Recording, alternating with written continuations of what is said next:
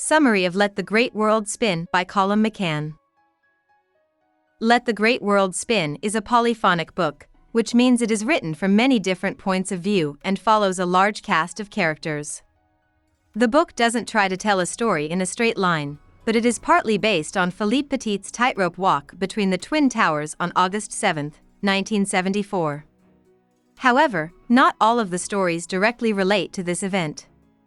Instead, they often just overlap with it, even if only for a moment, making something like a mosaic held together by the central event. At the same time, some of the events, no matter how different, do connect to each other. This is often shown by using a few main characters whose stories stand out and come up again and again in many other stories. This is shown by Corrigan, an Irishman who becomes a Catholic monk and works in the Bronx. He is a big part of the book either directly or indirectly.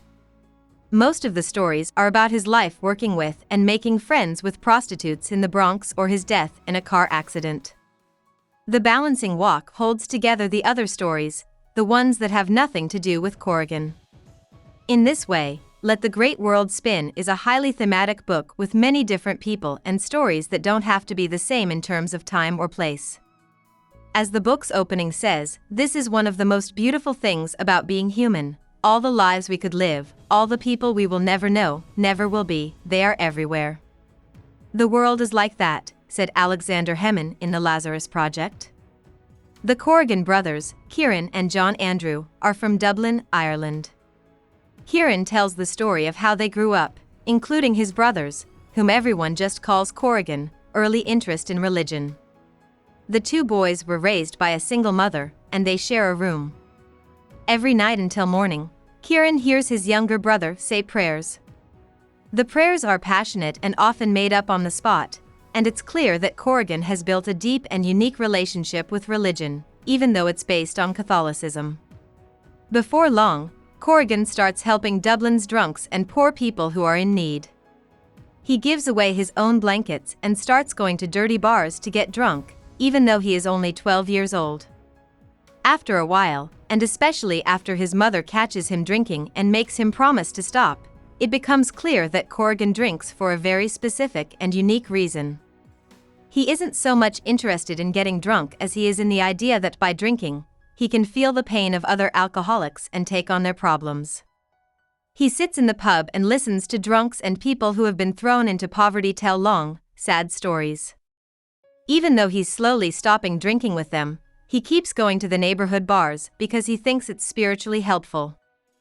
When the boy's mother dies later, their father comes to the hospital to be with them. Corrigan doesn't want to hug him because he left the family. Corrigan gives all of his father's old clothes to Dublin's homeless people the night before their mother's funeral.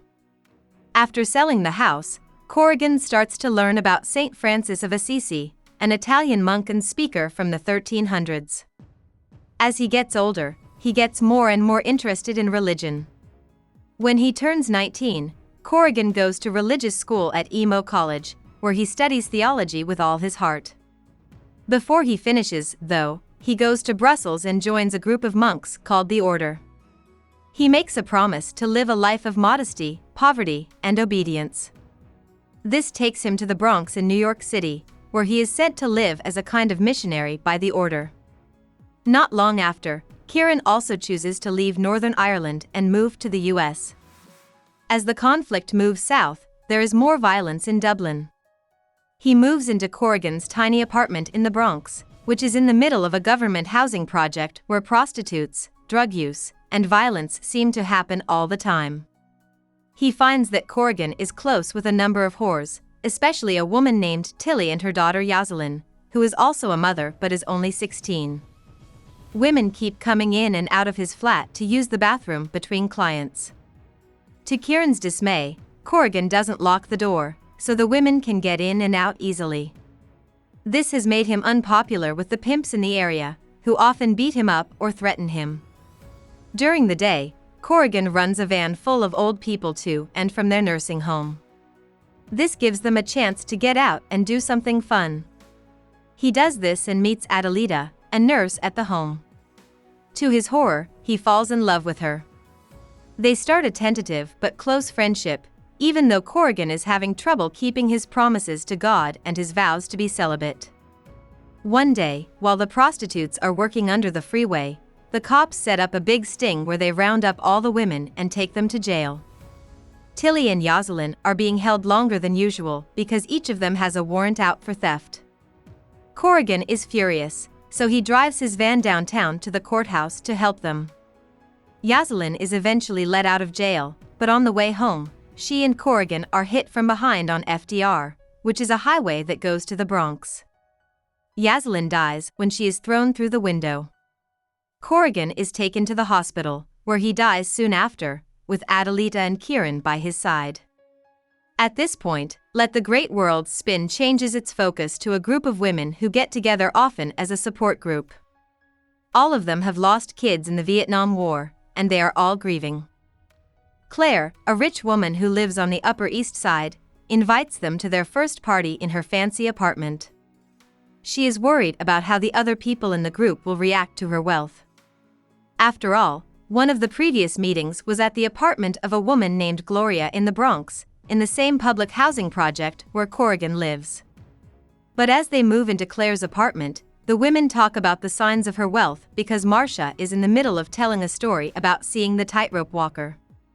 She saw him on the boat from Staten Island to Manhattan, and now the conversation is taking over the meeting, making everyone forget about the details of their immediate surroundings. At some point, this starts to worry Claire because she can't tell the women about her son Joshua, which is one of the reasons they're there. Soon, though, they start talking about Joshua, and Claire can show them his room. Back on the FDR, we're in Laura Liveman's head as she remembers being in the car that hit Corrigan's van as a passenger. She talks about the crash. She and her husband, Blaine, have been partying hard for several days and are leaving the city. Blaine hits the back of Corrigan's van as he drives while smoking pot. Even as the van goes out of control, they are not hurt. They keep driving for a moment, then stop up ahead to look at the crash from a distance. They run away because they are afraid of what will happen, but Laura has a lot of doubts and can't get the picture of Corrigan's face during the crash out of her head. Blaine, on the other hand, is sure it wasn't his fault and tells Laura to forget about it. This turns out to be impossible, so Laura goes back to the city a few days later and goes to the hospital to find out about the car crash.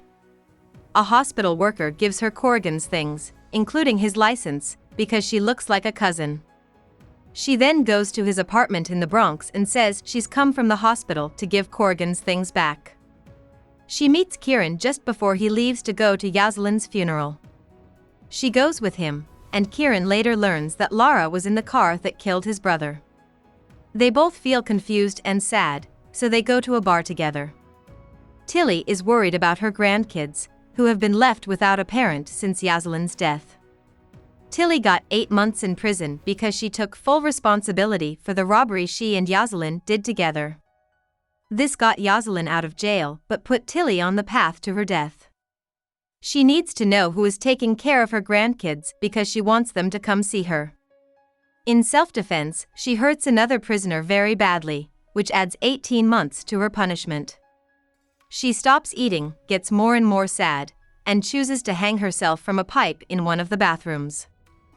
A few days before she does this, though, her new carer brings her grandkids in to see her.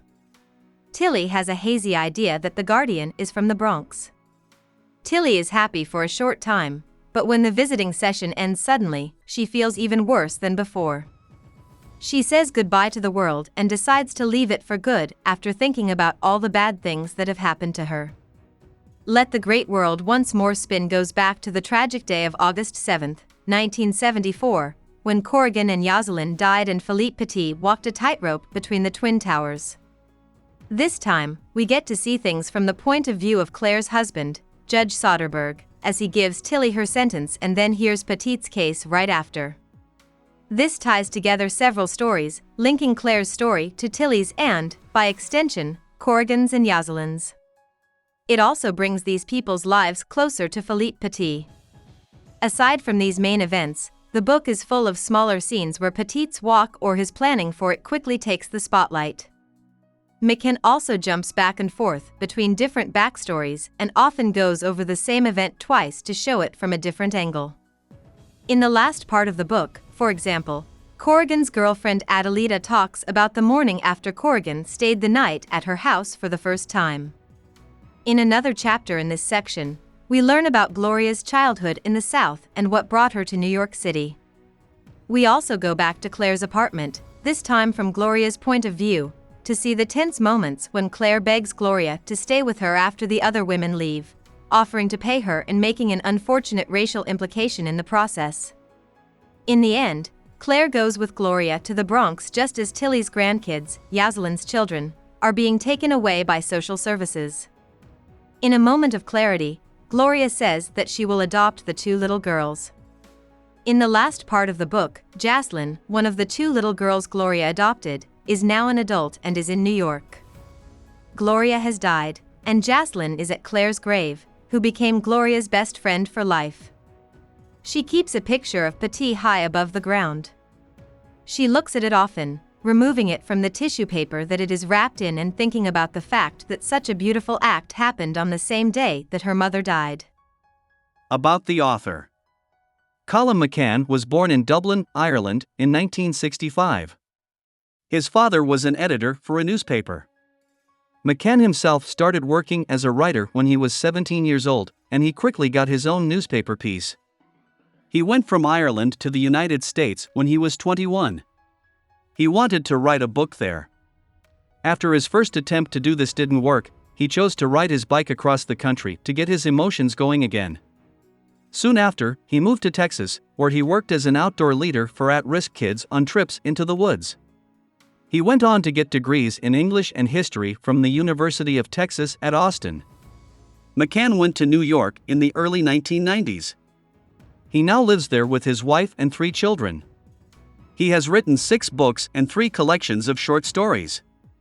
He has won many awards and is known around the world for both his writing and his work with charities and groups. He is a co-founder of the global charity Narrative 4, which is a story exchange program that tries to break down obstacles and stereotypes by using stories and the idea of radical empathy. Hope we summarized it fully and you liked it. Please hit the like button and subscribe to our channel so that we are motivated to create more videos.